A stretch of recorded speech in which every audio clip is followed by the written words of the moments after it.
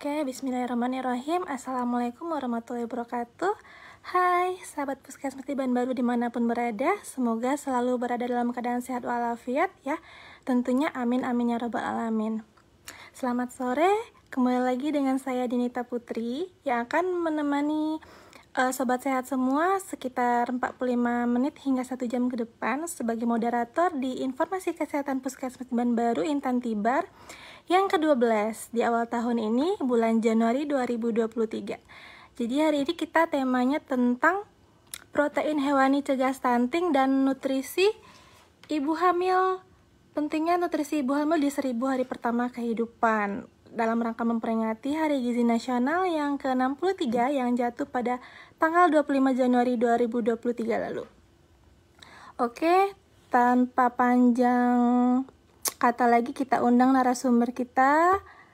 Pada hari ini ada 3 orang ya, ada Dr. Edita, dokter umum Puskesmas Tiban Baru, lalu ada Ibu Bidan Mimin ya, Tarmina, dan Ibu Cynthia Fadli.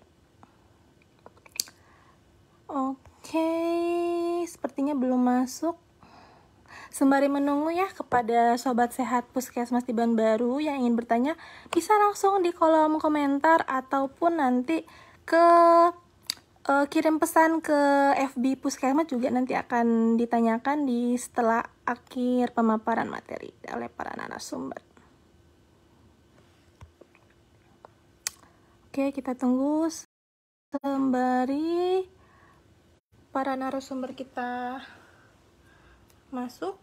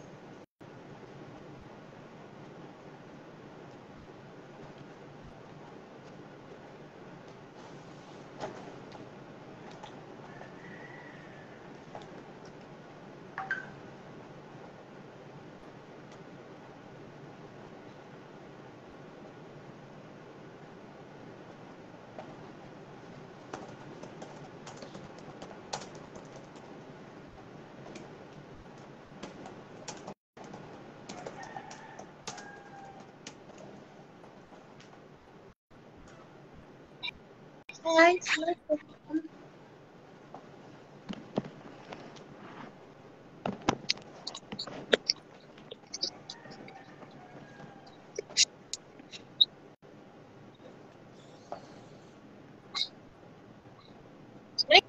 kedengaran ya? Iya ya. Ya, kedengeran dok.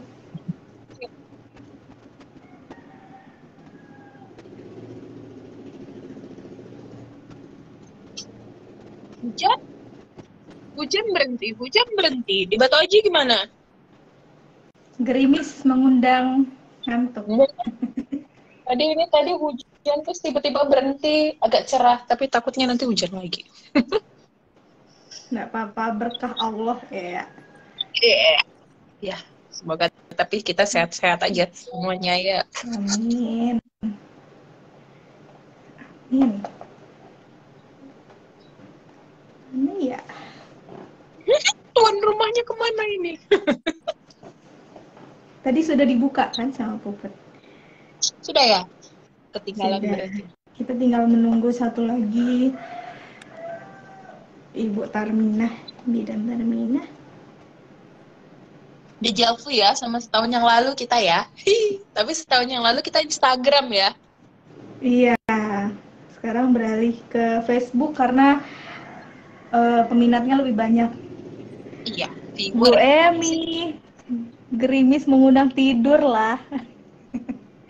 Nggak apa-apa tidur Betul. Bu, tapi yang penting handphonenya on. Mau juga Bu tidur.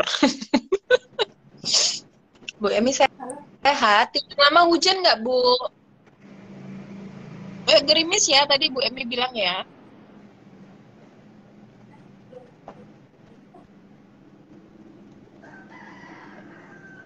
Jilbabnya.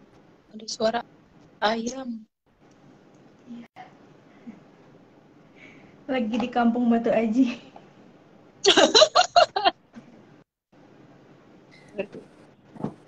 Suara ayam, lucu suaranya.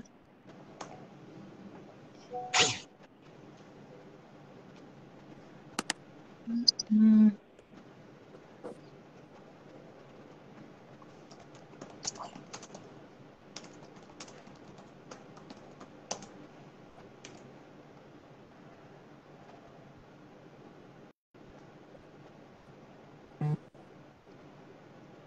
Ini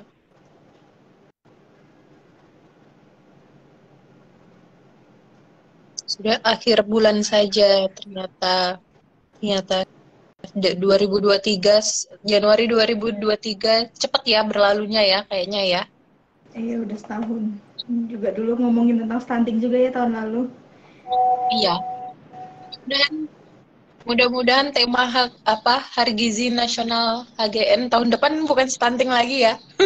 Amin ya Allah, semoga berkurang angkanya. Hmm. Hai Bu Mimin. Halo guys. Hai guys. Halo. Halo. Kan jadi bingung mau ngomong apa lagi nih Kak Mimin nih. Bisa kan Kak? Malu kayak mama. Oke. Ini kayaknya para narasumbernya udah yang kedua kali ya kita undang ke Intan Tibar kita. Mungkin sedikit mengenalkan kembali ya. Mungkin ada yang baru nonton Intan Tibar hari ini. Yang pakai jilbab warna ungu itu ada narasumber pertama kita, Dr. Edita. Halo kakak dokter. Hai kakak Puput. Assalamualaikum. Lalu sebelahnya yang pakai jilbab apa itu kak? Motif biru ya. Ada Ibu Tarmina alias Ibu Mimin. Halo. Halo. Dan Mimin. Nah yang terakhir ada Mbak Cynthia ya.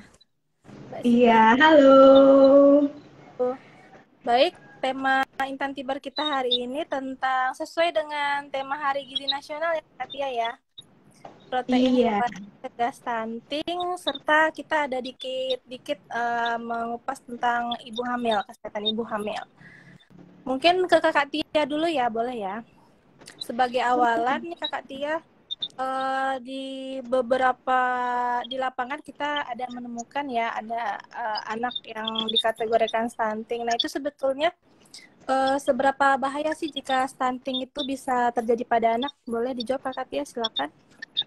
Iya, mungkin stunting ini sudah terlalu sering ya kita dengar di masyarakat, di penyuluhan kesehatan, bahkan sekarang sampai iklan-iklan, baik itu reklame jalan, iklan yang lain-lain juga udah mengenai stunting ya. Jadi sebenarnya kenapa sih stunting itu dikatakan bahaya? Sebenarnya bukan terlalu bahaya sih, cuman kalau stunting itu dibiarkan terlalu lama, itu nanti akan berpengaruh terhadap perkembangan otak anaknya juga, yang akan nanti menyebabkan anak di saat usia produktifnya itu tidak seproduktif yang seharusnya. Contohnya nih, nanti di saat dia sudah bekerja, seharusnya dia bisa menyamai teman-temannya yang menjadi dokter, polisi, atau bahkan pengusaha yang memang luar biasa. Tapi ternyata karena akibat terjadinya stunting, terjadinya penurunan perkembangan otak,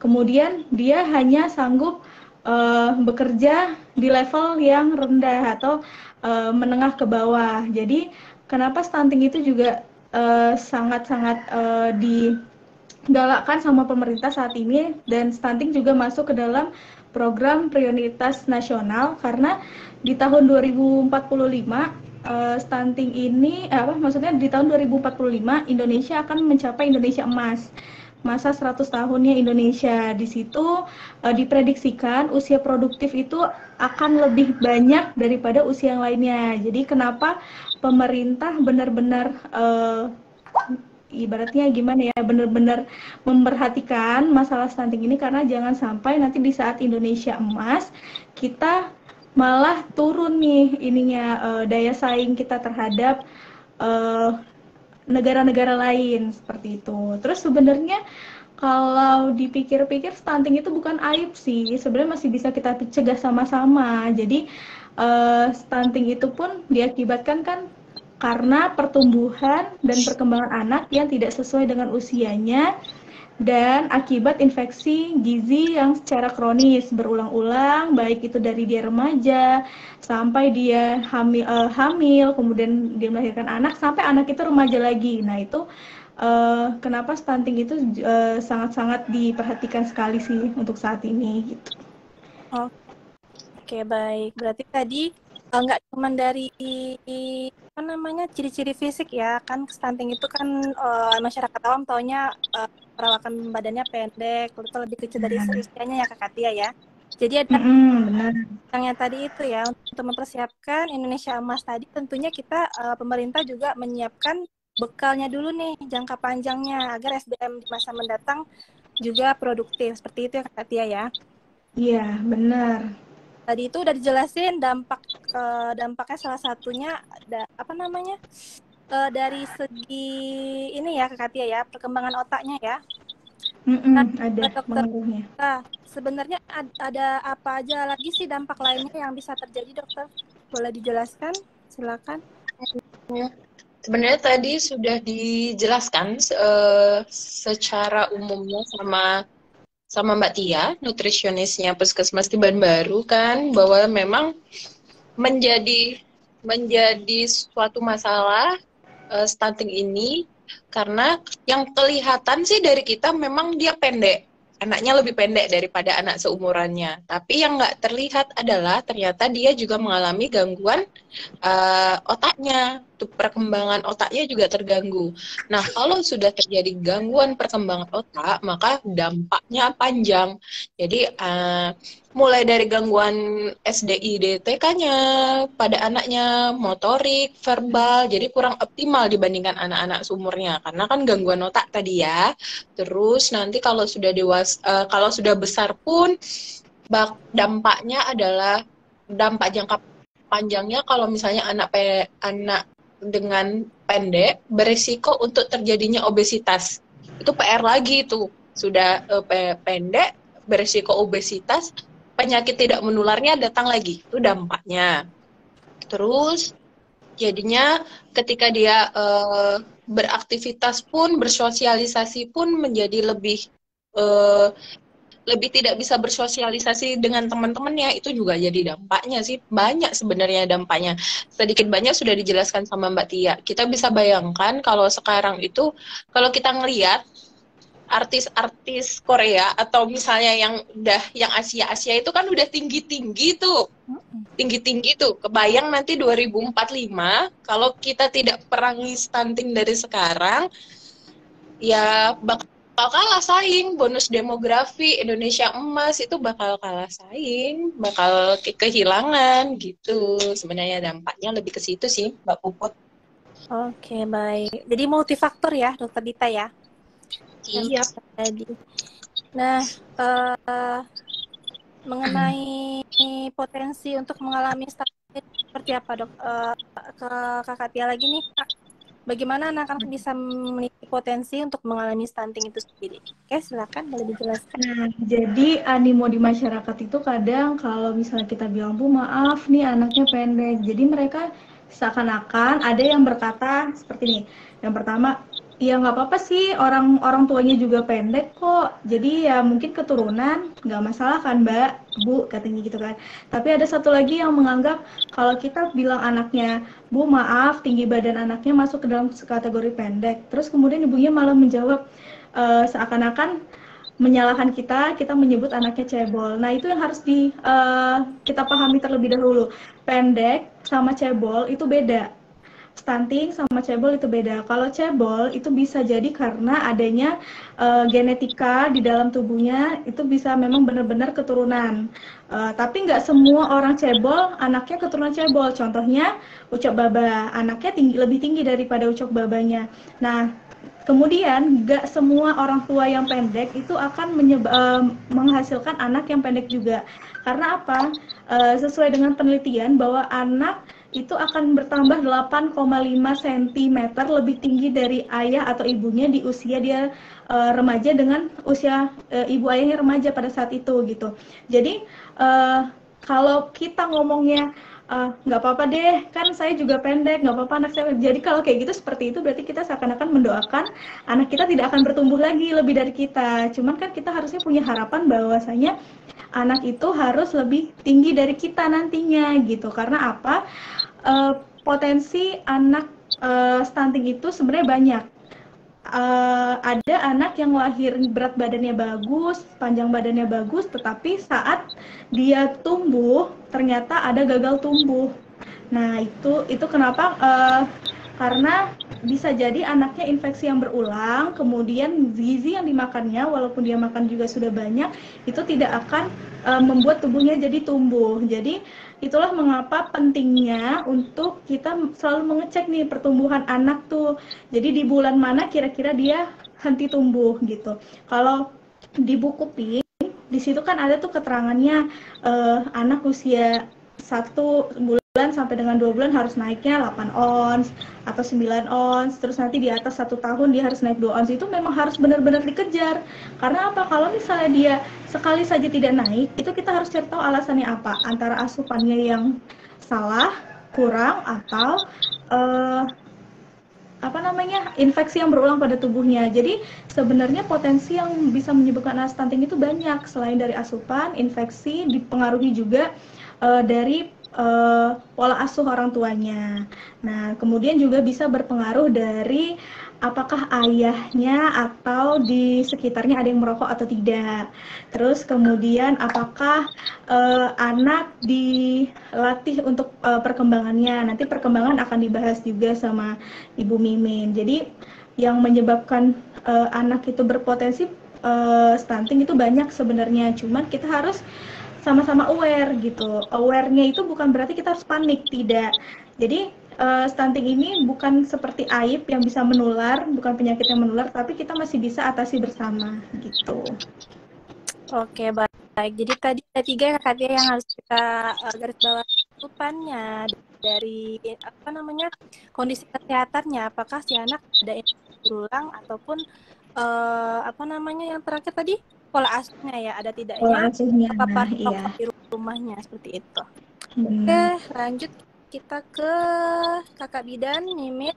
Ada tadi dijelaskan ya multifaktor. Nah, sebelum anak lahir tentunya dari saat di kandungan ya kita ada dengar 1000 hari pertama kehidupan, atau orang-orang ada juga yang bilangnya golden age ya, masa emas ya Kakak Bidan ya. Nah, inilah masa-masa yang penting kita perhatikan juga.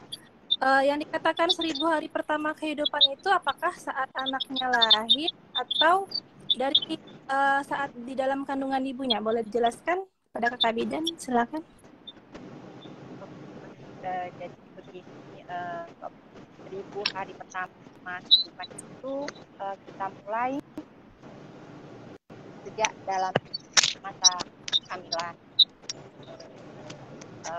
bukan dihitung setelah bayinya lahir. Terdengar? Terdengar Kak? Terdengar, cuman agak kecil Kak Mimin. Oke, lanjut dulu Kak. Oke, jadi saya ulangi, 1000 hari pertama kehidupan itu dimulai dari masa dalam kandungan. akan dihitung setelah bayi itu lahir. Jadi 1000 hari dimulai dari awal kehamilan, 270 harinya itu masa dalam kandungan atau yang 9 bulan kehamilan itu, setelah itu baru berlanjut 730 harinya setelah kelahiran. Jadi ibu-ibu di luar sana harus mengetahui dulu konsep 1000 hari pertama kehidupan itu dimulai dari masa awal. Oleh karena itu, makanya pemerintah melakukan pencegahan stunting ini bukan hanya pada bayi-bayi atau balita saja, tetapi dimulai pada saat ibu-ibu dalam masa kehamilan. Gitu. Oke. Kemudian apa saja sih yang bisa di pencegahan stunting itu yang bisa dilakukan pada ibu hamil?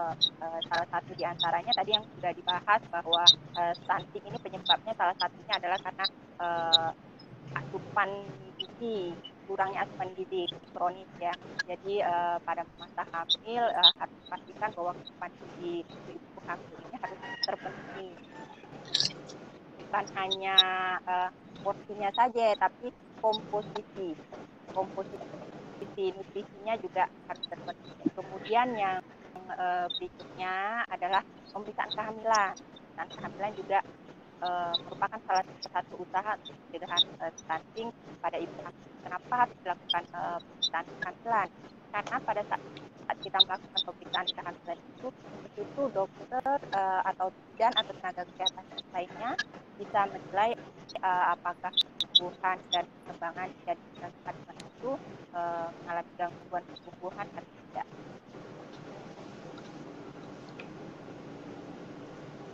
Oh iya. Mental. Kak Mimin ya pertanyaan tadi. Oke, baik. Nah, balik lagi nih ke Kakak Tia. Stunting kan masyarakat awam nampaknya kasat mata karena yang stunting dikatakan stunting itu perawakan tubuhnya pendek tadi ya. Nah, ciri apa lagi ini Kakak Tia yang menandakan anak nanti terdiagnosis stunting itu sendiri? Ciri-ciri apa lagi? Mungkin boleh langsung silakan. Iya, kalau untuk ciri-ciri sendiri, kalau di lapangan di Posyandu sendiri, kalau kita menerapkan bahwasanya kader itu tidak bisa mendiagnosa anak itu stunting atau tidak. Maaf ya, ada iklan lewat motor. Jadi kalau di Posyandu sendiri, kader itu sebenarnya tidak boleh untuk mendiagnosa anak itu stunting atau tidak. Terus kemudian bagaimana dengan nakes? Nakes pun sebenarnya untuk menentukan diagnosa anak itu stunting, benar-benar stunting atau tidak, itu banyak tahapannya. Selain kita mengukur, yang pertama kan setelah dapat tinggi badan anak, terus kemudian kita naikkan ke grafik berat badan, tinggi badan menurut umur anak, tinggi badan atau panjang badan menurut umur anak. Nanti di situ baru kita bisa lihat kalau ternyata plot grafiknya itu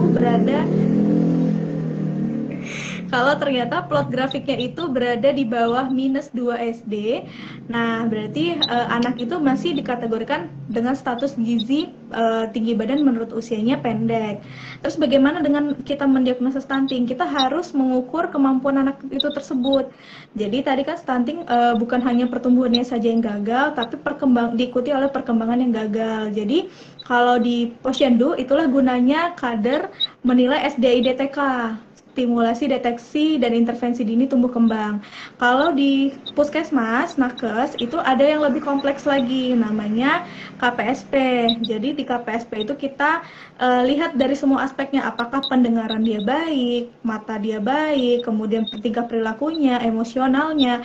Nah dari situ nanti baru kita bisa narik kesimpulan, dan itu juga kita harus konsultasi juga sama dokter spesialis anak. Jadi untuk menentukan itu kita juga kolaborasi sama beberapa dokter spesialis anak yang ada di Kota Batam yang sudah terintegrasi dengan tim percepatan penurunan stunting Kota Batam. Sudah ada tim auditnya. Jadi nanti kita bertanya lagi kepada beliau, apakah setelah kita nilai A, B, C, D-nya seperti ini, hasilnya seperti ini, apakah memang anak itu stunting atau tidak.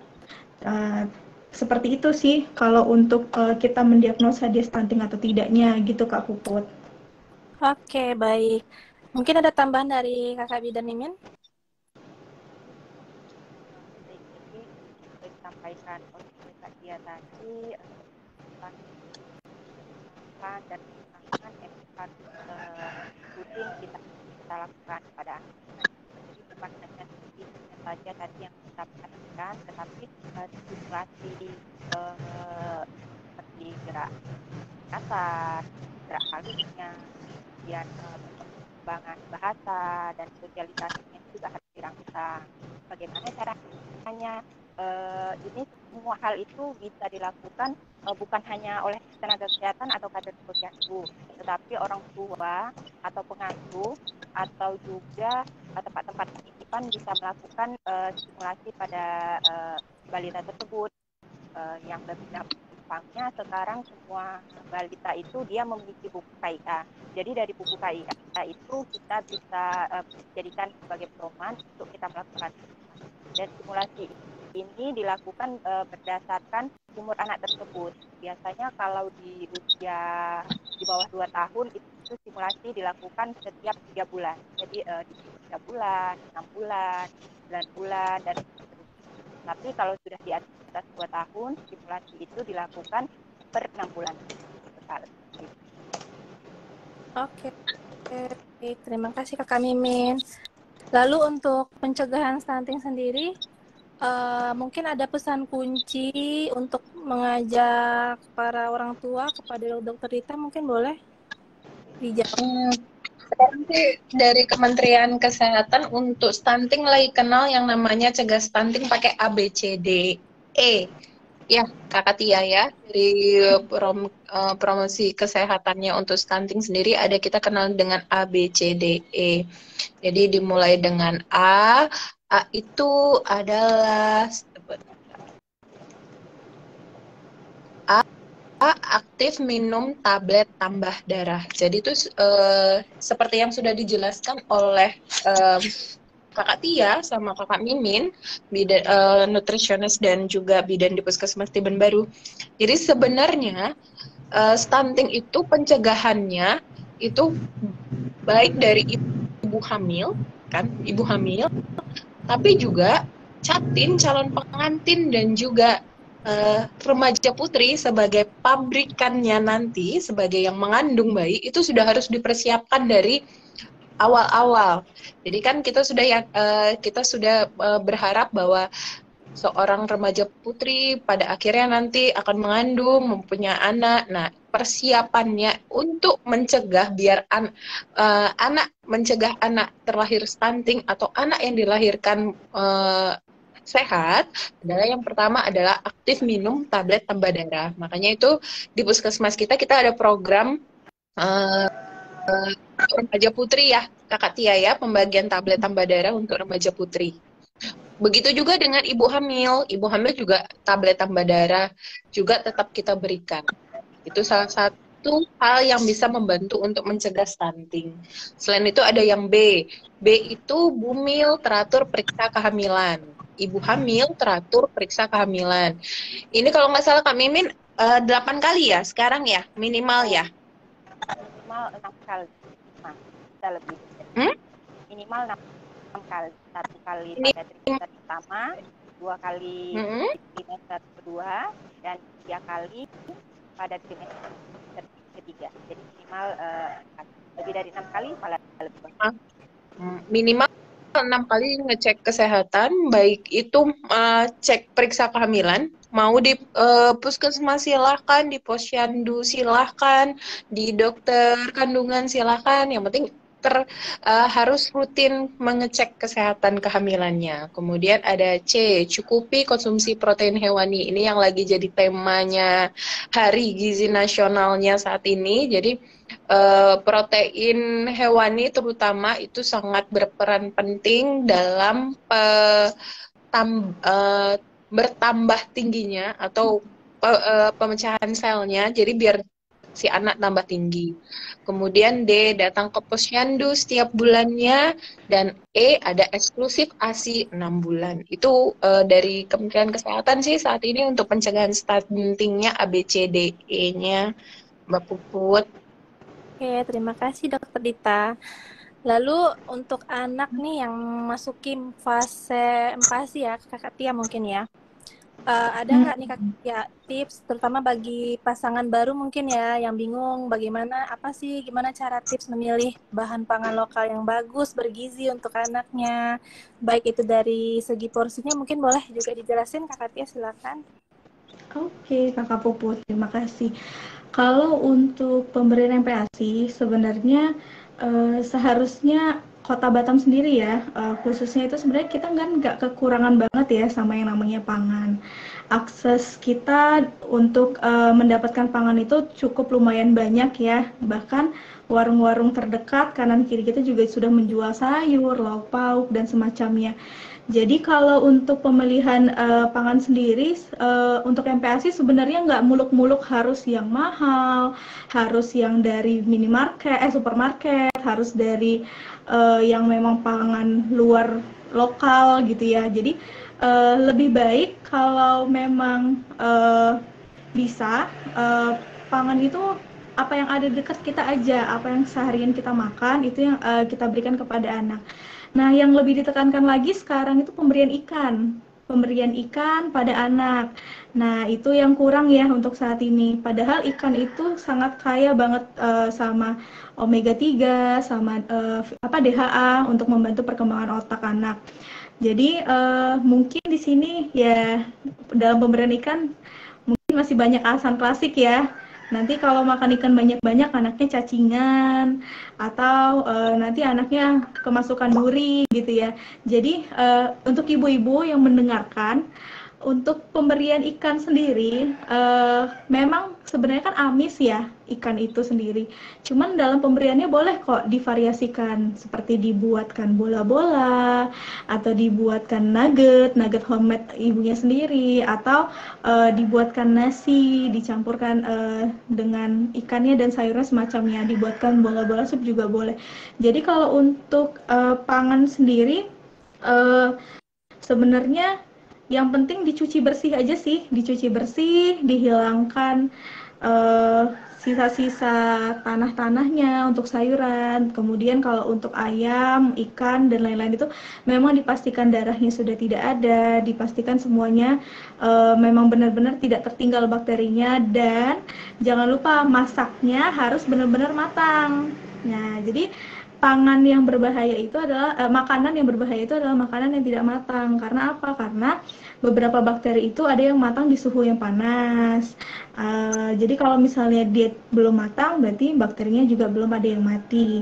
Terus tadi juga kan untuk porsi ya. Kalau untuk porsi makan anak, untuk ibu-ibu yang masih punya anak di bawah 5 tahun, ayo baca buku KIA-nya.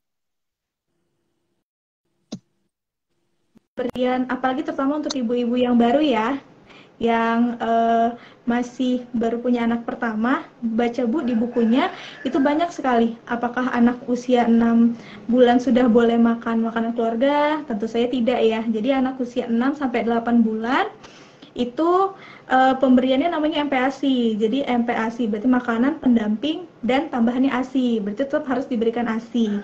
Nah, untuk porsi makannya itu 125 mili mangkok 125 mili itu setara dengan 2 sampai 3 sendok makan gitu. Terus kemudian makannya tetap diberikan 2 sampai 3 kali sehari dan 1 sampai 2 kali selingan.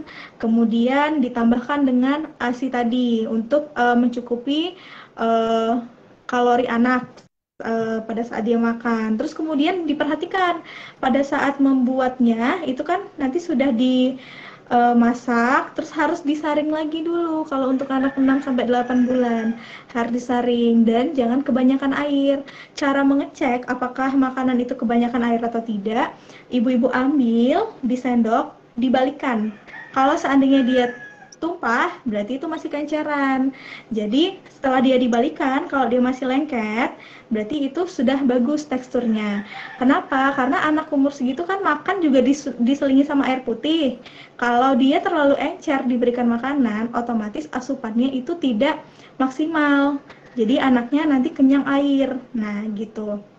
Terus kemudian anak 9 sampai 11 bulan itu diberikan makanan yang dilembekkan. Jadi pemberian makanannya sudah tidak disaring lagi. Kalau misalnya di ayam yang dihaluskan terus disuir ringan. Kenapa? Karena itu juga bisa melatih motorik halus anak di bagian pengecapan. Jadi dia juga tahu, oh rasa ayam berserat, rasa sayur ini begini, rasa nasi ternyata lebih lembek daripada protein, misalnya seperti itu. Terus kemudian anak di atas 1 tahun itu sudah seharusnya diajarkan makan makanan keluarga. Jadi anak-anak untuk porsi 6-8 bulan tadi kan 125 ml nih atau setengah mangkuk. Kalau 9-11 bulan itu porsinya 250 ml ukurannya. Terus kemudian anak usia 1 tahun ke atas itu sudah makan nasi keluarga setara mangkok 250 ml. Nasi keluarga ini apa? Boleh pedes nggak? Jadi kalau anak-anak jangan dikasih pedes dulu, harus bertahap ya. Terus kemudian kalau anak tadi 6-11 bulan, Bu boleh dikasih garam nggak? Kalau bisa, jangan dulu dikasih garam yang banyak-banyak. Karena apa? Karena kalau kita masak di ikan, di ayam, itu sebenarnya sudah ada natriumnya. Jadi biarkan anak merasakan garam yang ada di dalam bahan pangan lagi dulu. Nanti kemudian bertahap memberikan garamnya pada saat dia mau menuju umur 1 tahun ke atas, seperti itu. Gitu Kakak Puput, banyak ya. Oke, baik. Jadi tadi intinya hanya ikan salmon aja ya, Iya, iya bahkan Sekarang kan ikan benggol, ikan-ikan yang murah itu sebenarnya juga ada omega 3-nya juga banyak juga, nggak mesti harus salmon, dori yang mahal-mahal gitu. ya yang Gitu, penting Dok. variasikan aja ya sama selera makan atau cara penyajian makan untuk anak tadi ya Kakak Tia ya. Jadi setiap kelompok umur itu ada teksturnya ya, ada beda-beda tekstur. Jadi nanti mungkin ibu hamil yang rajin ke posyandu nih kan pastinya tentu kita ada dikasih buku KIA, di situ banyak informasi tentang nggak cuma MPASI aja, banyak sekali informasi bermanfaat ya. Iya benar. Ini sendiri juga sebenarnya nggak bisa diakses sendiri secara mandiri ya di website itu. Terutama bagi orang tua yang melek teknologi mungkin bisa langsung download ya, karena dari Kemenkes sendiri sudah melalui beberapa penelitian juga di situ banyak informasi MPASI, mulai dari nanti perawatan bayi baru lahir ya Kakak Mimin ya, ada juga ya dalam buku PKI-nya ya informasinya ya. Iya, benar Mbak Puput. Jadi Kementerian Kesehatan juga sudah mengeluarkan buku KIA. Jadi memang untuk ibu-ibu yang saya rasa sih zaman sekarang ibu-ibu ini udah lebih melek teknologi ya, udah canggih, sayangannya hari-hari HP. Jadi rasanya sangat mudah untuk menjangkau buku KIA elektronik tadi. Itu banyak sekali informasi mulai dari kehamilan sampailah melahirkan, nifas, KB, kemudian bayinya dari mulai bayi baru lahir sampailah nanti bayinya selesai melakukan imunisasi dan timbang pada saat usia 60 bulan. Jadi informasinya memang benar-benar sangat lengkap dan sangat bermanfaat untuk kita. Endorse buku KIA kita ya. Yuk. Nah, hidup buku KIA. Mungkin ada tambahan dari Dokter Dita terkait MPASI tadi? Cukup sih sebenarnya, secara garis besar cukup. MPASI disesuaikan dengan kebutuhan anaknya, disesuaikan dengan usia anaknya, jangan dipaksakan. Kalau misalnya masih harus bubur saring, jangan langsung dipaksakan dengan langsung yang ya. Sesuai dengan makanan rumah tangga gitu, disesuaikan aja sih, sudah cukup tadi dari ini. Mungkin terkait tema HGN kita kan protein hewani nih ke Dokter Tita lagi ya. Apa aja sih yang termasuk bahan makanan protein hewani dan bagaimana protein hewani sendiri itu berperan dalam pencegahan stunting, Dok? Mungkin boleh dijawab? Jadi kebetulan gara-gara dikasih PR sama Mbak Puput bahwa jadi narasumber, jadi kan ngotak-ngatik ngotak-ngatik internet, terus kemudian ternyata jadi ada mahasiswa kedokteran di Universitas Muhammadiyah Surakarta. Dia buat penelitian ternyata, Mbak Tia, Kak Mimin, Kak Puput, hubungan antara asupan protein dengan stunting pada anak sekolah di Madrasah Ibtidaiyah Muhammadiyah Kartasura. Ternyata dari sini hubungannya itu sangat berperan sekali protein terhadap stunting. Jadi sebentar kita lihat dulu. Jadi yang di sampel adalah 86 anak dengan tidak stunting 47, kemudian stunting 39. Dari 39 orang ini didapatkan bahwa 30 dari 39 orang stunting ini didapatkan 30-nya ternyata asupan proteinnya kurang. Waktu 2 tahun awal 2 tahun awal kehidupan. Kemudian 9 orangnya cukup. Jadi dari sini kita bisa melihat bahwa ternyata asupan protein itu sangat berperan terhadap kejadian stuntingnya. Kenapa? Jadi kalau misalnya karbohidrat itu fungsinya lebih ke penghabisan tenaga. Jadi kita makan karbohidrat nih. Nah, itu dipakai ketika kita beraktivitas, kebakarnya lebih ke situ. Sedangkan kalau protein itu kita makan, itu dia akan jadi kan kita kenal yang namanya pembesaran sel. Nah, protein berperan di situ dibandingkan karbohidrat ataupun dibandingkan dengan lemak. Makanya protein itu sangat penting. Contohnya saja kalau misalnya kita proses penyembuhan penyakit, misalnya ibu habis melahirkan saja, kita biasanya menganjurkan untuk banyak makan protein, ya kan Bu Mimin kan? Iya, benar.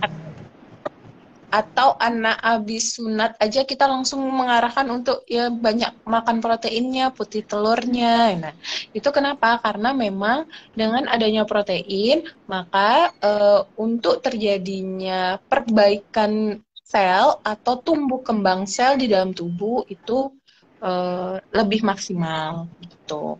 Contohnya apa protein hewani? Tadi udah dijelasin sama Mbak Tia, banyak ikan-ikan, terutama ikan-ikan laut. Kayaknya Batam yang namanya seafood banyak kan dibandingkan dengan daerah-daerah lain. Harusnya kita nggak kesusahan kan. Yang paling sederhana adalah putih telur. Itu juga udah paling sederhana sih dari protein hewani. Gitu, Kakak Puput. Protein hewani. Kalau misalnya susu itu termasuk protein apa ya, Kakak? Dokter? Susu apa nih? Susu sapi. Susu sapi kemasan. Termasuk berarti ya, termasuk protein hewani berarti ya. Kalau ini nanti korelasinya atau misalnya diskusinya juga sama Kakak Tia. Kalau misalnya kita makan kemasan, kita harus memperhatikan komposisinya tetap kan?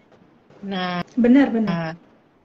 Nah, jadi kalau misalnya dari misalnya dia bilang susu sapi, terus kita lihat kemasannya, di kemasannya ternyata proteinnya dibandingkan dengan glukosanya atau karbohidratnya atau kalorinya lebih tinggi kalorinya atau lebih tinggi karbohidratnya, berarti aja bukan ke protein itu mah. Jadi kita lihat komposisinya. Kalau ternyata komposisinya proteinnya tinggi, monggo silakan, itu termasuk maksudnya tambahan dari asupan protein gitu.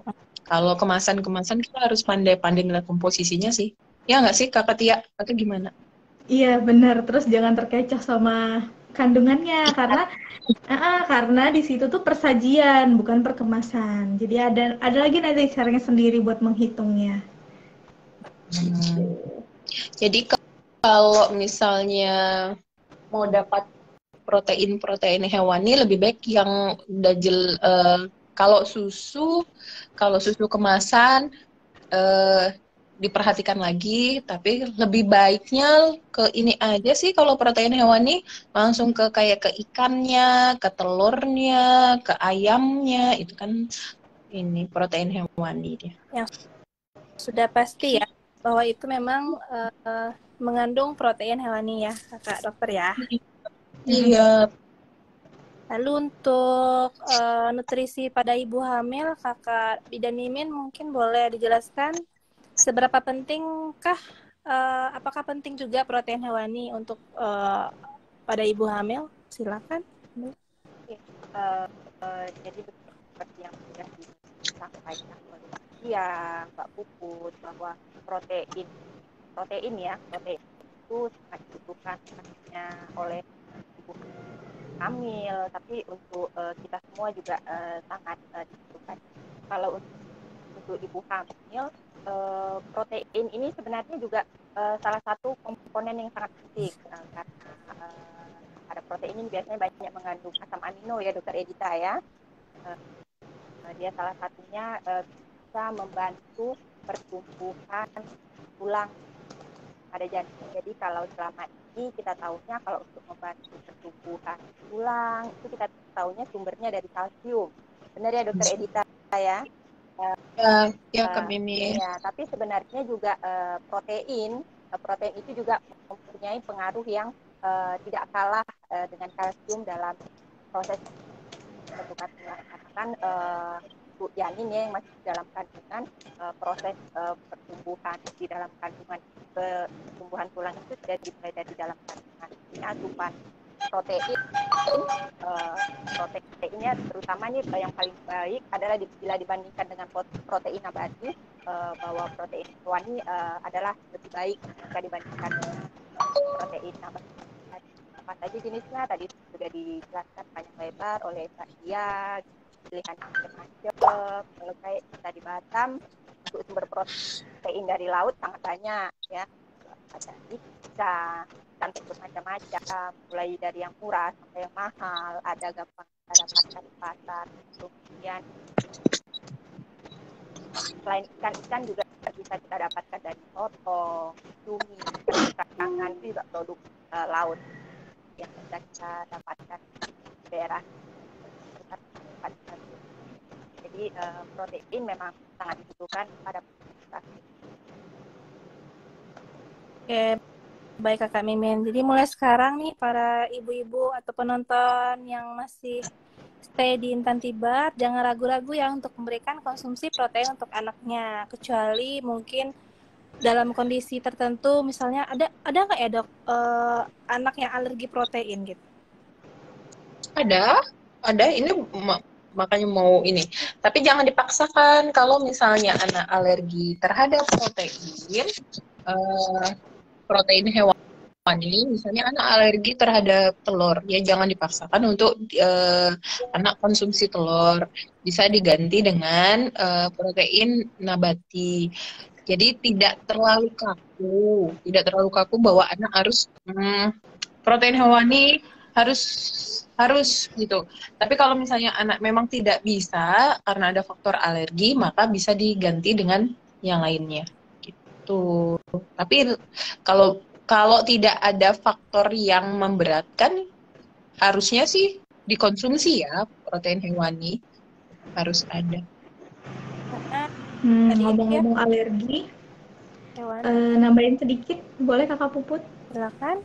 Buat ibu-ibu yang baru punya anak nih, baru mau coba ngasih anaknya MPASI untuk yang pertama, kalau ragu apakah anaknya alergi atau tidak, atau misalnya untuk alergi sendiri tuh sebenarnya bisa sih tes alergi ya ke lab, atau kalau memang nggak mau tes alergi ke lab atau tidak sempat, jadi ibu-ibu bisa observasi anaknya. Jadi misalnya nih dalam satu hari MPASI-nya proteinnya telur, misalnya dilihat nih sehari kemudian ada pengaruh nggak. Jadi kalau bisa dalam seminggu 2 minggu pemberian makan anak yang pertama itu diobservasi dulu, terus kemudian dicatat nih, oh tanggal segini dia makan proteinnya ini. Jadi nanti saat dia berobat anaknya gatal-gatal atau timbul semacam gimananya, ibu-ibu sendiri bisa tahu, oh ternyata bisa jadi karena dia alergi telur tadi atau alergi ikan. Bahkan ada loh anak yang dia alergi semua protein itu sebenarnya ada protein hewani gitu. Bahkan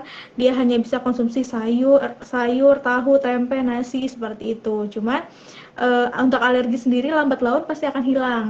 Kalau alergi makanan lambat laun itu pasti akan hilang sesuai dengan nanti di usia berapa hilangnya. Benar nggak ya dok? Hmm, ada yang itu, ada yang seperti Ada itu. yang hilang, Karena ada alergi itu yang kan enggak ya? ada yang enggak juga sih. Iya. Ya karena mungkin Hmm. seiring dengan bertambah usia, seiring juga bertambah imunnya gitu ya dok ya? Bisa jadi. Enggak. Bisa jadi. Iya, karena alergi ada ininya dengan imun juga sih. Iya. Benar.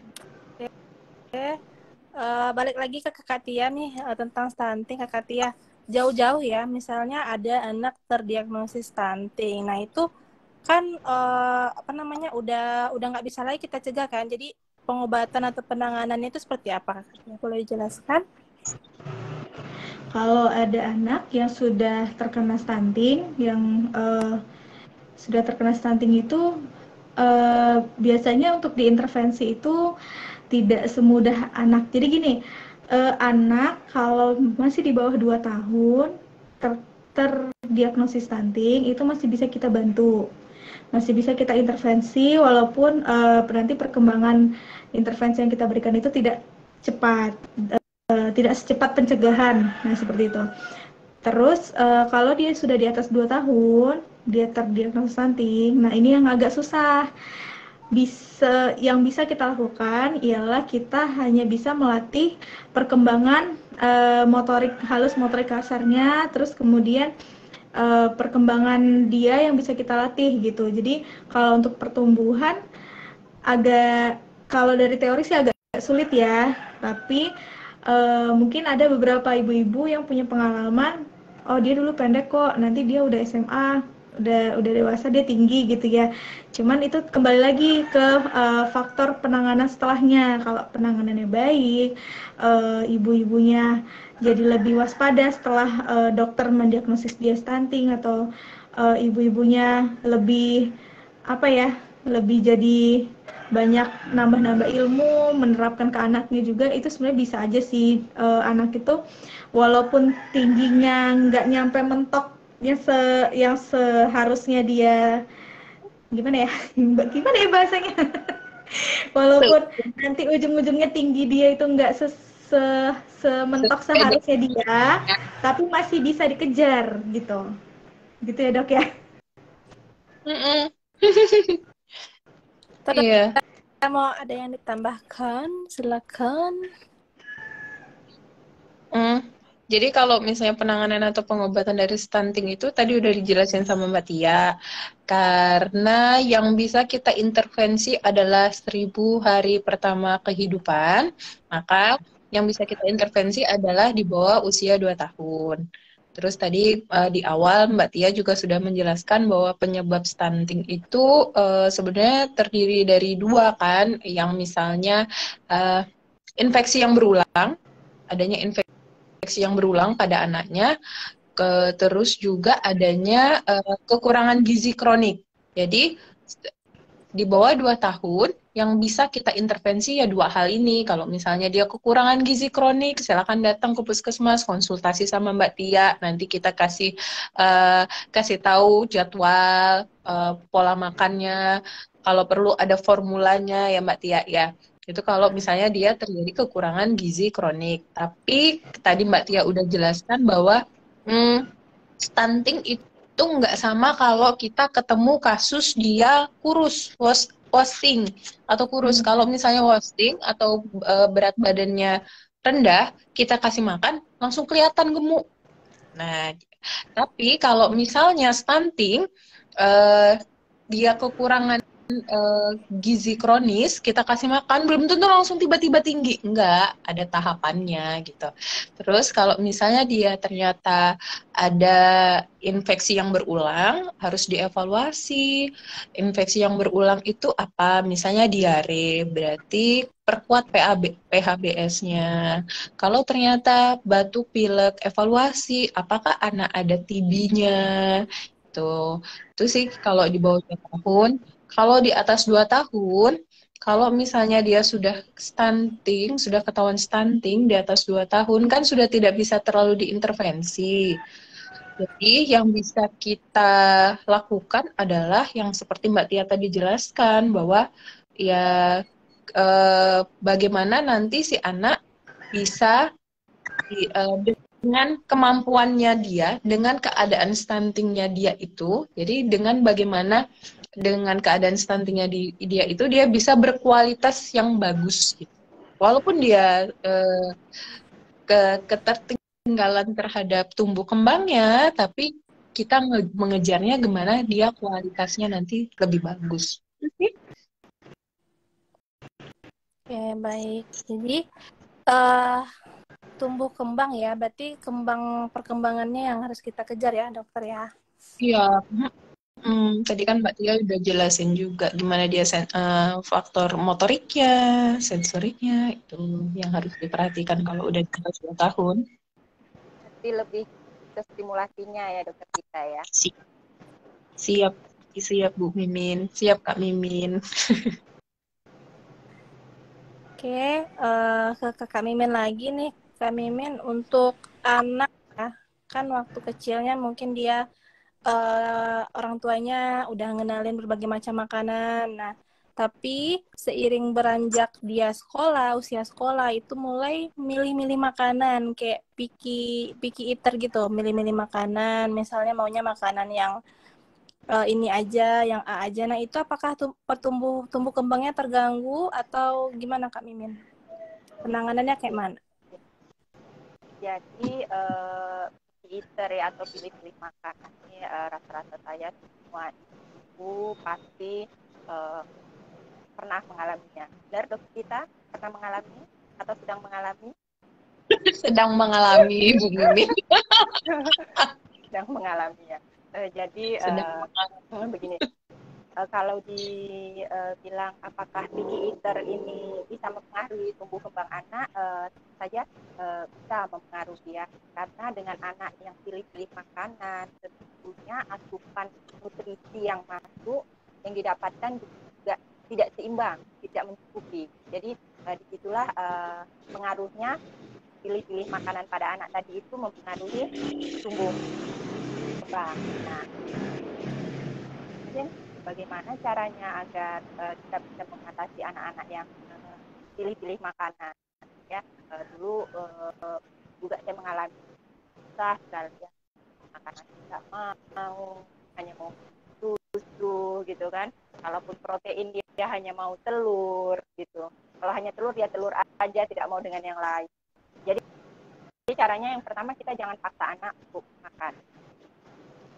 Jadi kita biarkan saja, pasti nanti dia akan makan bila dia lapar. Jadi kita bahasanya kita ajari anak itu biar dia tahu tuh rasanya lapar itu seperti apa. Kemudian berikan makanan itu dalam porsi kecil. Setelah itu kita bisa juga atur jadwal pemberian makanan berat dan juga camilan tuh tiap hari pada waktu yang sama. Jadi jam pemberian kita makan itu rutin kita memberikannya. Misalnya makanan pokok pagi jam 7, kemudian makanan ringannya jam 9 atau jam 10. Nanti kemudian tengah hari juga kita beri makanan berat lagi. Kemudian salah satu triknya di antara jam menjelang dia jam makan pokok, kita jangan berikan dia makanan lain. Misalnya kadang anak-anak ini suka kuat menyusu. Jadi menjelang jam makan itu kita jangan berikan dia. Karena apa? Kita biar anak itu merasa lapar. Kalau kita beri susu dulu sebelumnya makan, tentu dia kenyang. Jadi pada saat makan dia tidak akan menikmati makanan. Nah, dia sudah merasa kenyang. Kemudian kita mesti pandai-pandai mengganti menu. Jadi kita buat beragam variasi makanan. Makanannya itu dari awal tadi sudah disebut oleh Mbak Tia, tidak yang mahal ya, yang gampang kita dapatkan kita bikin bentuknya yang macam-macam ya kan, misalnya dicetak pakai cetakan kue bentuk boneka atau bentuk bintang, gitu kan. Jadi ini untuk menarik perhatian. Kemudian kita jangan membuat makanan ini sebagai hadiah ataupun hukuman pada anak. Misalnya kita, kalau kamu nakal, nanti mama kasih makan ini ya. Atau tapi kalau kamu pintar, baik, itu mama kasih. Jadi kita jangan jangan membuat makanan itu anak itu berpikir bahwa makanan ini kayak kalau makanan itu jadikan hadiah itu menjadi sesuatu yang luar biasa. Tapi kalau misalnya makanan itu jadikan hukuman pada anak itu menjadi sesuatu yang menakutkan, gitu kan? Jadi anak akan takut atau akan kalau misalnya takutnya akan makan ini, nanti dia akan takut dengan malah jadi tidak suka dengan makan. Kemudian kalau misalnya nanti kalau kamu pintar, baik, nanti mama kasih makan ini, nanti dia akan lebih memilih makanan yang kita janjikan itu tadi. Berarti makanan inilah yang bagus, yang baik gitu. Kemudian satu lagi, kita bisa juga triknya ajari anak berpartisipasi dalam memilih makanan. Misalnya kita bisa mulai dari ajak dia ke pasar, ajak anak memilih bahan makanan yang akan kita olah. Kemudian sampai di rumah kita bisa bantu anak untuk membantu kita dalam mengolah makanan. Misalnya bantu anak ikut mengaduk makanan yang kita proses, atau menaburi daun sup atau bawang goreng ke dalam makanan yang sudah kita buat, gitu ya. Kemudian lagi satu lagi yang sering kita lakukan adalah anak makan sambil bermain atau anak makan sambil menonton TV, pegang HP. Jadi anak tidak menikmati makanannya, dia asik dengan yang lainnya. Dia menjadi tidak mengetahui bahwa makan itu nikmat, makan itu enak, makan itu bikin kenyang, karena dia sebagian perhatiannya teralihkan. Itu yang paling sering tuh. Sering kita lihat ya ibu-ibu di taman sore-sore bawa anaknya dengan dorongan terus sambil disuapin makan. Sebenarnya itu nggak tepat caranya seperti itu. Jadi waktunya makan ya makan, meja makan, berikan makanan sesuai kebutuhan anak tadi. Kemudian apalagi ya, ini banyak sih trik-triknya ya. Apalagi kemudian kenalkan makanan baru. Jadi jangan hanya itu saja yang kita berikan. Perkenalkan makanan baru.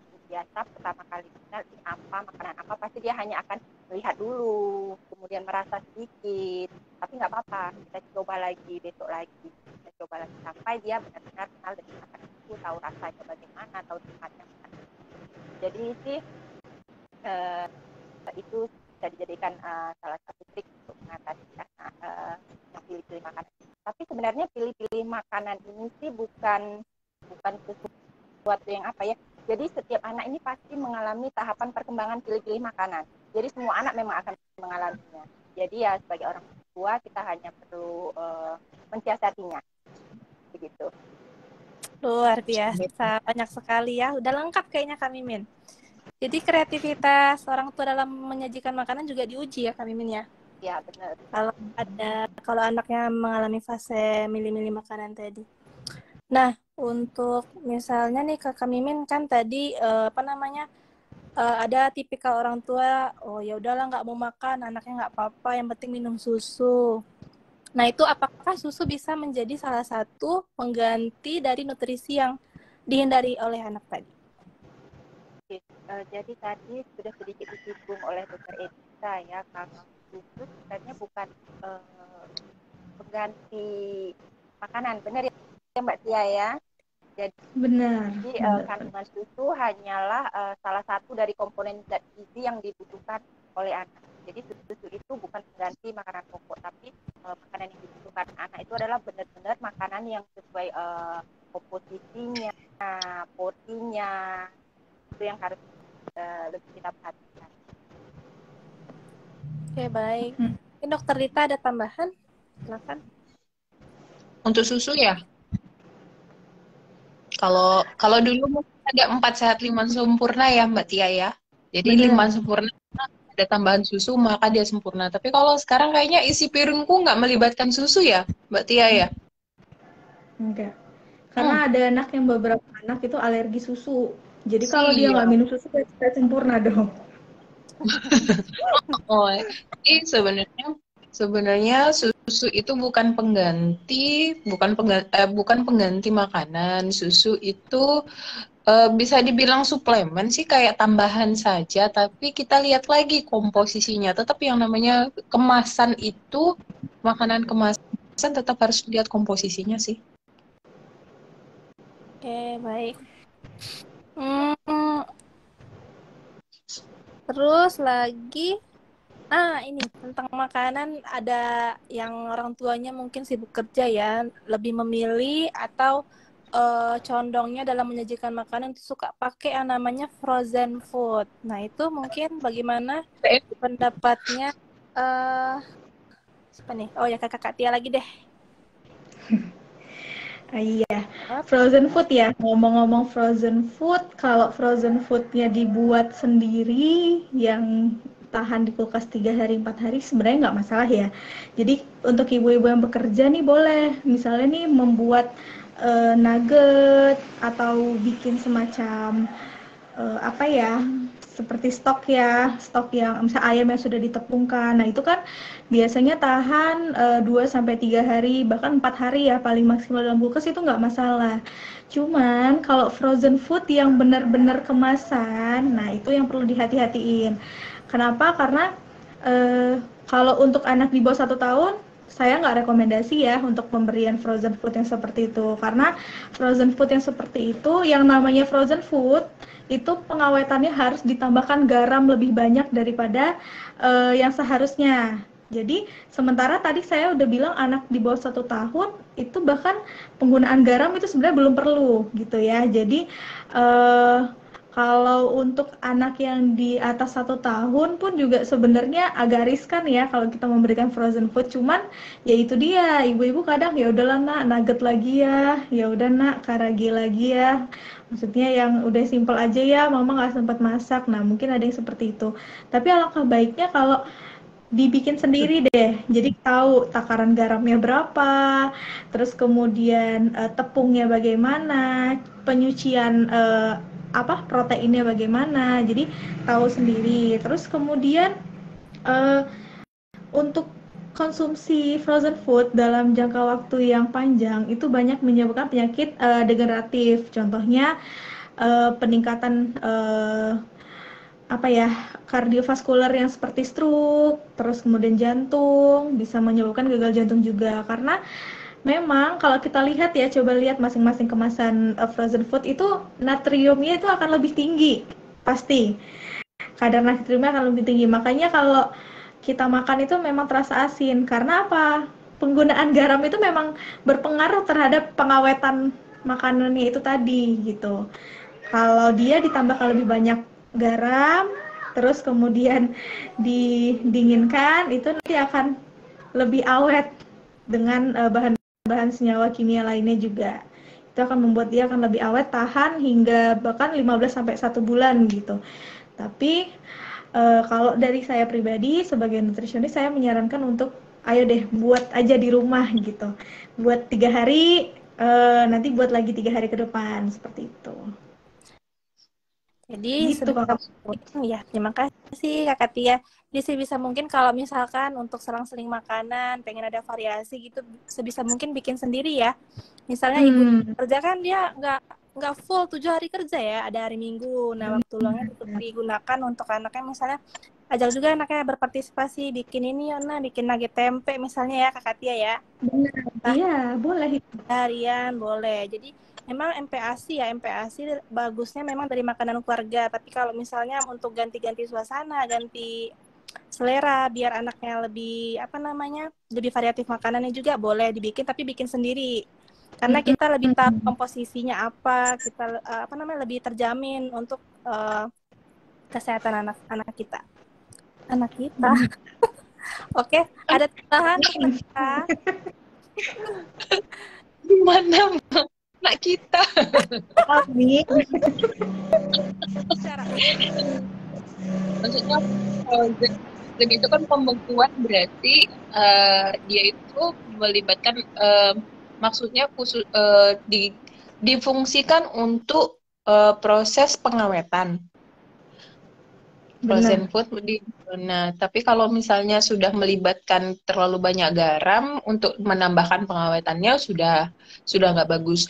Jangankan untuk anak-anak, untuk kita saja untuk kita saja dengan komposisi gula yang terlalu tinggi, frozen food kayak misalnya nugget atau yang lainnya pasti akan digoreng juga kan? Itu sudah gula. Benar. Terus itu sudah garam, digoreng. Ya, PTM lah yang akan meningkat. Penyakit tidak menular lah akhirnya yang akan meningkat yang seperti dijelaskan Mbak Tia tadi.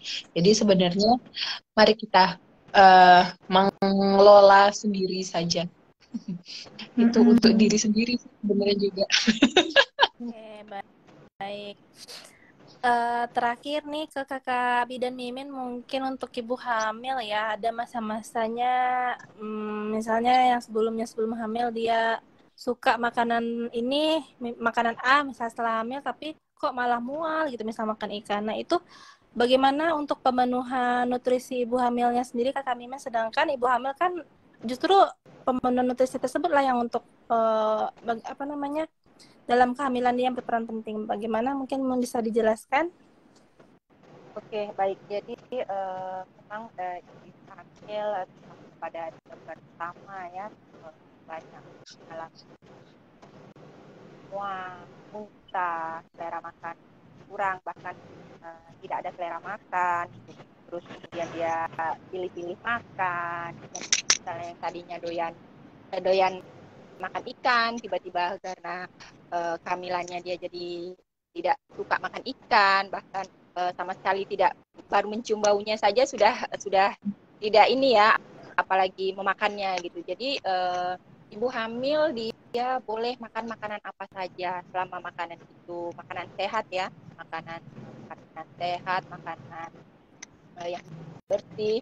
Jadi ibu hamil boleh misalnya kalau doyan ikan, protein kita bisa cari sumber protein yang lain. Protein tidak hanya dapat didapatkan dari ikan, bisa juga kalau misalnya pengennya yang protein dari sumber dari laut, selain ikan bisa tadi cumi, kerang atau udang, bisa juga. Dan kalau tidak suka yang protein bersumber dari laut, bisa juga protein yang lain, misalnya daging, bisa daging ayam atau daging unggas yang lainnya, daging burung, kemudian apa lagi ya, ayam, telur, itu juga merupakan sumber protein. Kalaupun misalnya tidak suka juga protein hewani, bisa juga protein nabati. Jadi bagaimanapun kondisi ibu hamil tersebut tetap namanya asupan protein itu tetap harus didapatkan. Jadi kebutuhan protein pada masa kehamilan itu teramat sangat penting. Jadi bisa kalau nggak suka A bisa diganti sama yang B gitu. Sumber protein yang tadi sumber protein hewani, sumber protein nabati juga sangat banyak dan sangat mudah. Misalnya dari kacang-kacangan itu dari kedelai contohnya. Kedelai bisa diproduksi produk turunannya jadi tahu, jadi tempe. Jadi sebenarnya itu juga alternatif. Jadi nggak mesti hanya ikan saja atau apa gitu. Jadi bolehlah cari yang mana yang enak di lidah ibu hamil tersebut ya. Bagi yang sudah mengalami kehamilan pasti sudah merasa ya. Kalau Mbak yang berdua ini belum, mungkin didoakan semoga secepatnya ikut merasakan yang seperti itu ya. Tapi tadi juga kita jadi memang rasanya tuh serba apa ya, serba nggak enak, serba salah gitu. Kok tadinya suka jadi nggak suka gitu. Jadi memang kalau dipikir secara akal sehat kayaknya nggak mungkin gitu ya, tapi ya itu kenyataannya. Jadi bagaimanapun kebutuhan protein itu ya tetap harus dipenuhi dengan ya cari dari sumber yang ada di sekitar. Oke. Terima kasih Kakak Bidan Mimin. Jadi disiasati saja ya Kakak Mimin ya, disiasati, disesuaikan ya, dengan kondisi selera lidah. Iya, selera lidah ibu hamil yang lagi ngidam itu. Oke. Pertanyaan terakhir ya tadi ya. Mungkin ada tambahan dari Kakak Tia atau Kakak Dokter? Atau kita langsung pertanyaan? melanjutkan dari yang Kakak Mimin tadi sebutkan tentang picky eater ya. Jadi intinya anak itu harus disiplinkan makannya dulu. Nah, anak hanya punya hak untuk eh, merasakan apakah dia sudah kenyang atau tidak. Sementara hak untuk memilih porsi makanan, hari itu makan apa, menunya apa, bagaimana cara pemberian makannya itu berada di orang tua. Jadi orang tuanya juga harus setidaknya gimana ya, harus lebih disiplinkan dulu waktu dalam pemberian makan anaknya. Karena apa? Jika saat tahap pemberian MPASI-nya berhasil, maka nanti setelah anak 1 tahun itu akan melewati fase makan yang baik-baik saja. Tapi kalau misalnya masa MPASI-nya tidak berhasil, nanti setelah dia 1 tahun, dia nggak akan mau makan sendiri, dia akan masuk ke dalam tim gerakan tutup mulut, kemudian nanti dia akan picky eater yang berlebihan. Jadi untuk ibu-ibu yang muda atau masih yang punya bayi, ayo disiplinkan makan anak saat MPASI dimulai. Karena sejatinya anak itu semuanya pinter. Jadi orang tuanya harus pinter-pinter gitu. Oke. Harus double pinternya. Dari Dokter Rita mungkin? Paling tambahannya membuat jadi pengalaman yang menyenangkan sih untuk makan itu. Pengalaman yang menyenangkan, terus juga tadi Bu Mimin sudah bilang kalau misalnya jangan anaknya menonton HP atau misalnya ada aktivitas lain selain makan. Tapi orang tuanya juga. Jadi orang tua adalah contoh untuk anak. Jadi jangan sampai kamu makan ya, tapi orang tua pas makan megang HP. Terus kamu makan ya, terus tapi orang tuanya tidak mencontohkan makannya. Terus kamu makan ya, makan ini, makan ini, makan ini. Tapi orang tuanya sendiri pemilih. Jadi ya nggak bisa juga. Nggak akan berhasil. Karena anak tuh kan mencontoh ya Dokter kita. Jadi melihat apa yang namanya adalah orang tuanya, menu apa yang disukai oleh orang tuanya, pasti anaknya akan bisa dan akan mencontoh. Siap. Baik, jadi sebagai orang tua harus mencontohkan panutan yang baik untuk anaknya ya Dokter Rita ya, termasuk dalam hal makanan. Oke, ke pertanyaan dari Ibu Emi Ponidi. Jadi ibu-ibu yang cantik dan baik, solusi buat anak terdampak stunting. Terima kasih, lebih cantik.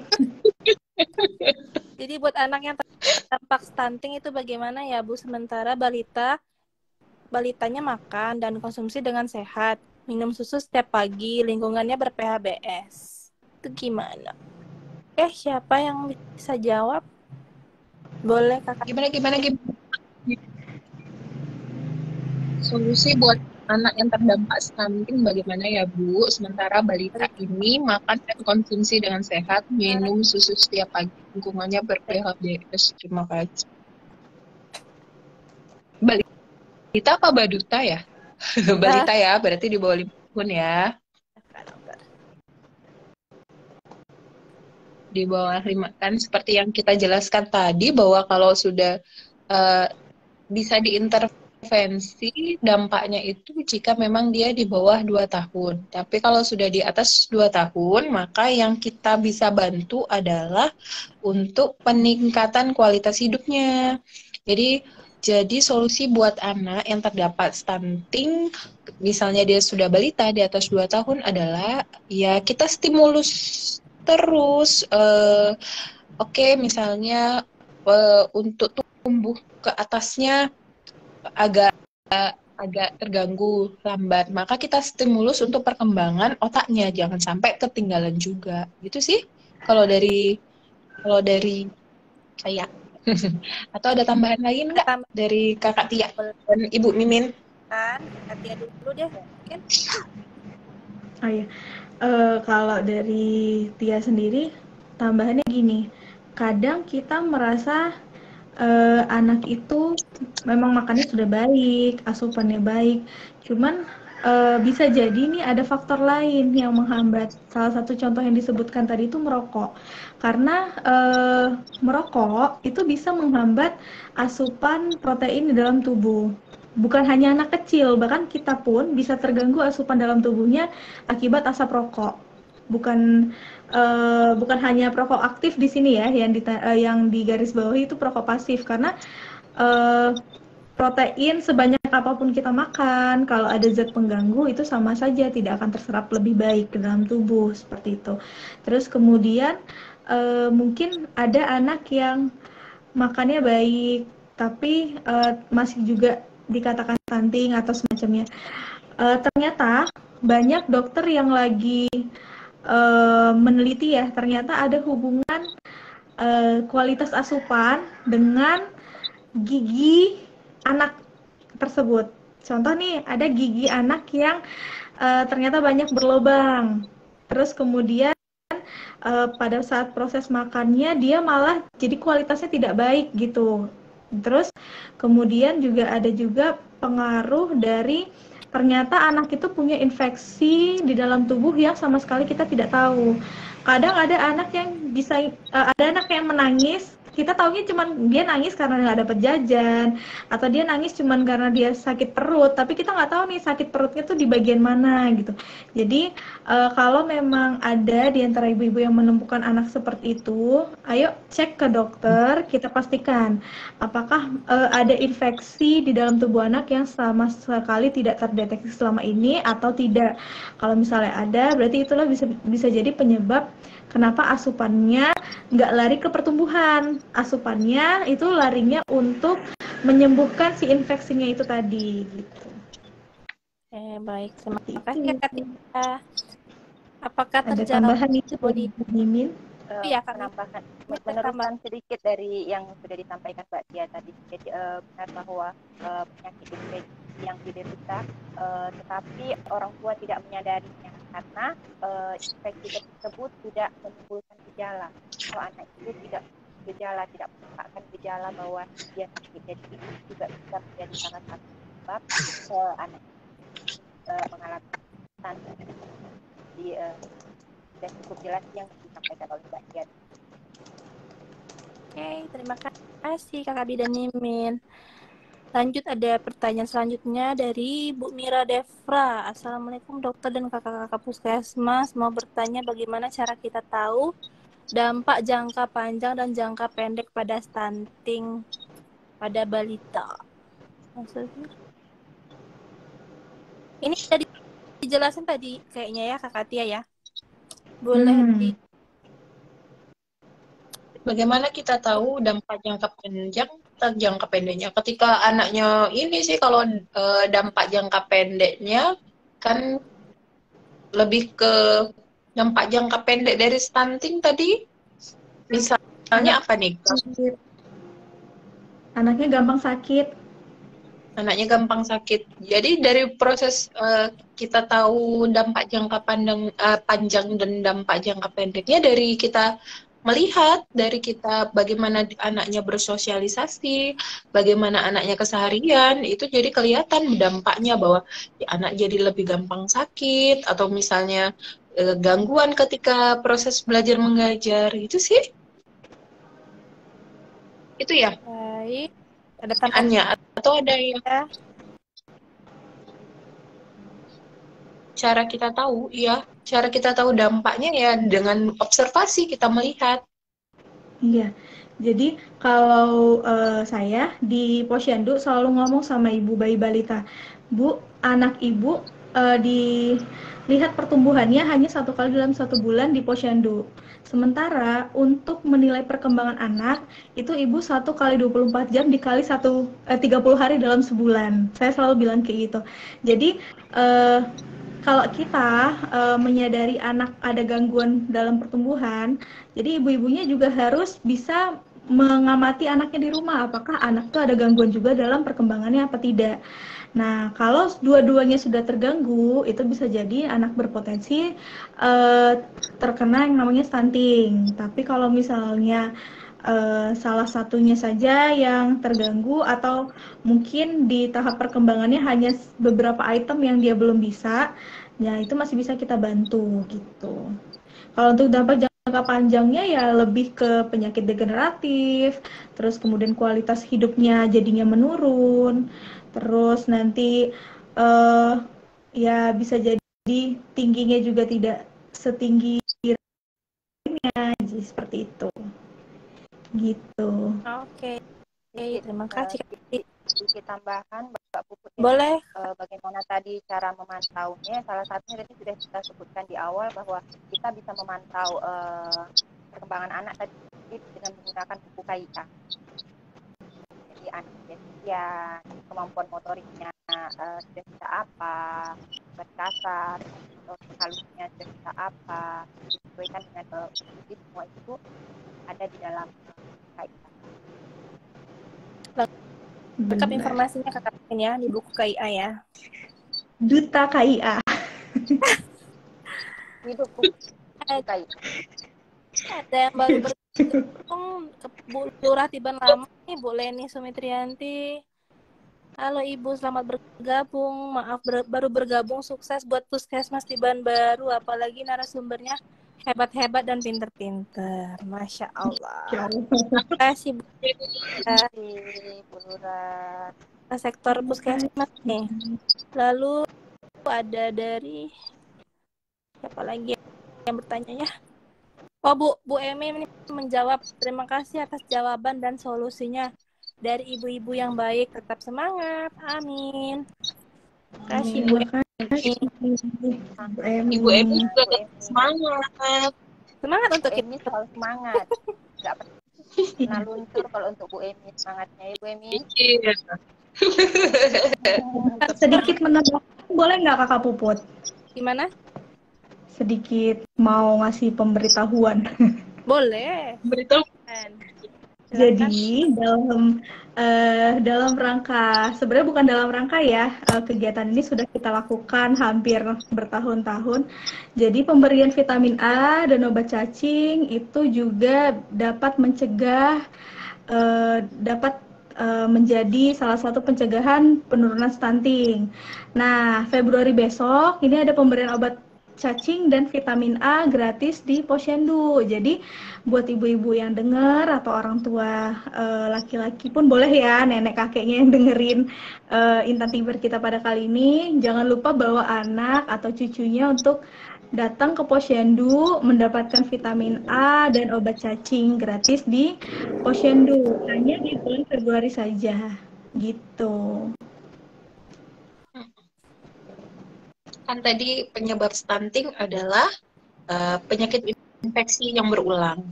Vitamin A dan juga obat cacing untuk mencegah terjadinya infeksi yang berulang.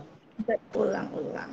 Karena daripada mengobati Rakatia ya. Jadi untuk ibu-ibu kader yang masih nonton nih, nggak bisa pula lihat siapa aja nonton ya. Nanti bulan Februari kita ada bulan vitamin A ya. Dari tahun kemarin mulainya itu berbarengan dengan obat cacing. Jadi nanti misalnya vitamin A-nya dikonsumsi langsung diminum di Posyandu, obat cacingnya bisa dibawa ke rumah nanti pas malamnya baru diminumkan ke anaknya gitu ya. Vitamin A udah dimulai diberikan dari anak umur 6 bulan sampai dengan 5 tahun. Jadi nanti 6 sampai dengan 11 bulan itu kapsul warna biru, dosisnya setengah. Kemudian umur 12 sampai dengan 59 bulan itu dapat kapsul yang merah, dosisnya full. Jadi caranya nanti diteteskan gitu. Dan saya sudah coba vitamin A itu rasanya seperti apa. Seperti apa rasanya? Nggak kayak minyak ikan kan? Ternyata tidak semanis yang kita sebutkan ya. Kalau kita kan biasanya nyebut manis kok, rasa kayak seperti permen. Ternyata manisnya itu cuman sekedar lewat doang, bukan yang manis sirup gitu, Dok. Dan ada pemanis buatan ya. Ya nggak apa-apa sih. Iya. Terus kemudian obat cacing juga bisa diberikan dari umur 1 tahun ya, 1 sampai 2 tahun itu nanti dapat setengah tablet, di atas 2 tahun dapat 1 tablet. Caranya itu bisa diemut, bisa digerus pakai air. Rasanya juga nggak pahit sih. Saya juga udah coba. Jadi apapun yang Manis-manis kita hambar rekomendasikan rasanya untuk ya. bayi balita, kita coba dulu. Ya kan? Manis-manis Rasanya hambar nggak kan. sepahit itu ternyata. Hambar, tapi ada rasa mint. Ada rasa mintnya, Bu Mimin. Kayak ini ya, berarti kayak antacid. Kayak obat mah. Iya, kayak obat mah dong. Ya, mirip-mirip. Oh iya ya, mirip-mirip. Ada rasa minnya juga ya. Iya. Di vitamin Kita cobain dulu. vitamin ini kita cari sehatnya ya Kak Tia ya. Benar, Kak Puput.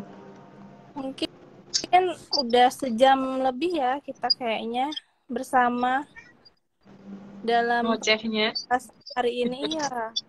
Ada closing statement nggak dari para narasumber? Dokter Pak Rita Puput. dulu boleh. Tuh, Oke. Bu Mimin, Kak Mimin mau ada Boleh? yang mau disebut? Saya dulu Lanjut Apa aja Kak ya. Mimin dulu? yang tua dulu ya. Oh iya boleh sih. Oke. Jadi pesan untuk kita cegah stunting ini terkhusus ibu hamil ya. Jadi cara cegah stunting pada ibu hamil yang pertama pastinya penting kebutuhan gizi selama hamil ya. Kemudian kita konsumsi suplemen kehamilan seperti asam folat, tablet tambah darah, juga kalsium ya. Kemudian dari penyakit infeksi. Setelah itu bagi ibu-ibu hamil yang perokok, ayo kita berhenti perokok. Tidak hanya berhenti perokok, tetapi juga hindari asap rokok. Kemudian yang konsumsi alkohol, berhenti konsumsi alkohol juga. Kemudian selanjutnya lagi istirahat yang cukup untuk ibu hamil. Kemudian ibu hamil juga tetap harus beraktivitas. Dan yang penting terakhir adalah rutin periksa kehamilan minimal 6 kali.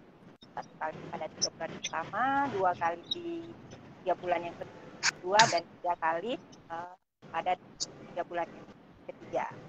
Lebih banyak dari itu akan lebih baik. Kemudian ada satu lagi yang bisa dilakukan sebelum masa kehamilan. Jadi bagi ibu-ibu yang berencana akan hamil, bisa juga merencanakan untuk mencegah stunting, salah satunya dengan mengkonsumsi asam folat.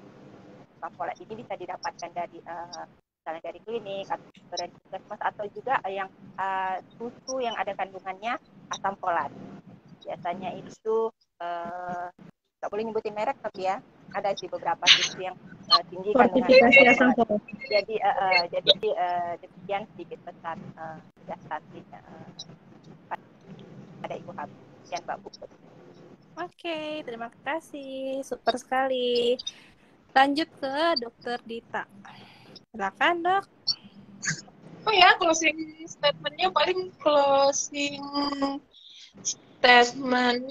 ini. Cegah stunting itu penting, udah gitu aja. Terus informasi sekarang, sumber informasi itu sekarang sudah banyak. Kita sehari-hari memegang gadget, jadi sumber informasi itu sebenarnya sudah banyak. Jadi nggak ada alasan, tidak ada alasan sebenarnya kalau misalnya waduh, informasi tentang stunting itu nggak dapat. Misalnya ada calon pengantin yang bilang gitu, atau misalnya ada remaja putri yang bilang kayak gitu, atau misalnya ada ibu yang bilang kayak gitu. Kayaknya sayang banget mesin Google-nya, Google Chrome-nya digunakan untuk apa gitu. Tinggal stunting, udah ada tuh berapa informasi. Gitu aja sih. Nggak terima alasan kalau ngomongnya kayak gitu ya, Kakak Dokter ya. Oh. Nggak tahu tentang stunting lah, terus banyak sekali literatur tentang stunting ya. Terakhir boleh ke Kakak Tia, silakan Kakak Tia. Statement terakhir, jadi apa ya? Tadi sudah dibahas tentang Kakak Mimin ya, tentang ibu hamil. Jadi saya bahas dikit tentang anak. Jadi ASI itu penting ya untuk ibu-ibu yang mendengarkan. ASI sampai dengan 6 bulan itu wajib. Nah, terus kemudian selanjutnya anak dilanjutkan dengan MPASI, makanan pendamping dan lanjutan ASI. Terus kemudian jangan lupa juga imunisasi dasar lengkapnya itu juga berpengaruh terhadap percepatan penurunan stunting, pencegahan stunting. Terus kemudian ayo timbang bayinya setiap bulan ke posyandu, atau mungkin buat ibu-ibu yang dengar tapi jarang ke posyandu ya, misalnya ibu lebih mempercayakan klinik, kita tidak masalah ibu-ibu untuk menimbang anaknya di klinik atau di vaskes manapun gak masalah. Tetapi kalau nanti seandainya ada ibu kader yang meminta data penimbangan anak di bulan tersebut, ayo kita sama-sama kerjasama berikan data angkanya kepada kader, karena di situ kita bantu ibu-ibu semuanya untuk memantau anaknya, apakah anaknya tumbuh atau tidak. Karena jarang ya Bu, klinik atau vaskes lainnya itu yang sampai menaikkan grafik anak, hasil timbangan itu dinaikkan sampai grafik. Nah, itu jarang sekali. Tapi kalau di posyandu itu harus, karena dari situ kita bisa membaca apakah anak tersebut sudah melewati kenaikan berat badan minimalnya atau belum. Terus kemudian apakah anak itu berada di grafik di bawah garis merah, kuning, atau hijau. Jadi itu penting sekali ya untuk bawa anaknya ke posyandu. Dan di posyandu banyak sekali nanti akan ibu-ibu dapatkan edukasi, informasi. Ibu-ibu bisa bertanya langsung, bisa konsultasi gratis sama bidannya, sama nutrisionisnya, sama petugas promosi kesehatan. Bahkan kadang kita juga menurunkan dokter ya, dokter umum dan dokter gigi itu juga kadang kita turunkan di posyandu. Jadi ibu-ibu bisa bertanya sepuasnya di jam kerja kami tersebut. Terus kemudian pemberian kapsul vitamin A jangan dilewatkan di bulan Februari, obat cacing juga jangan dilewatkan di bulan Februari. Nah, yang terakhir mungkin saya singgung ya promkesnya Kakak Puput. Yang terakhir, ayo cuci tangan pakai sabun, jaga kebersihan, personal hygiene-nya masing-masing dijaga. Karena apa? Penyakit infeksi itu bisa bermula dari perilaku hidup yang jorok. Gitu. Jadi Sudah itu intinya saja. ayo ke posyandu dan mulailah perilaku hidup bersih dan sehat ya. Bersih dan sehat. Oke, terima kasih kepada para narasumber kita hari ini yang luar biasa hebatnya, luar biasa materi yang disampaikan. Semoga dapat bermanfaat untuk kita semua ya. Nantinya juga untuk yang baru gabung bisa nonton ulang Intan Tibar kita. Videonya akan kita upload juga ke YouTube. Jadi nggak perlu aduh aku baru nonton tadi ketiduran gitu kan. Nanti kita bakal upload ke YouTube ya. Oke, boleh izin live Kakak Tia, Kakak Mimin, Kakak Dita, Kakak Dokter Dita. Terima kasih. Iya. Baik, terima kasih. Terima kasih ya Kak Puput sudah mengundang kami. Happy anniversary untuk Intan Tibar yang ke-1 tahun. Yeay. Diawali di Januari 2022 ya. Tahun Iya. dari Januari ke Januari Iya, ya. Inovasi hebat dari pemegang program promosi kesehatan. Ya, promosinya. Meskipun banyak ngalami ya. Sudah lewat Iya. dari Selamat Puput sudah 1 tahun inovasinya. Meskipun banyak kendala jaringan segala macam. Tapi kan ini semangat kita ya. Iya, sampai dengan tema bingung tema ya tiap bulannya ya. Lukiskan lagi tuh. Oke, izin live. Oke, bye. Izin live. Terima kasih. Assalamualaikum. Terima kasih. Assalamualaikum. Waalaikumsalam.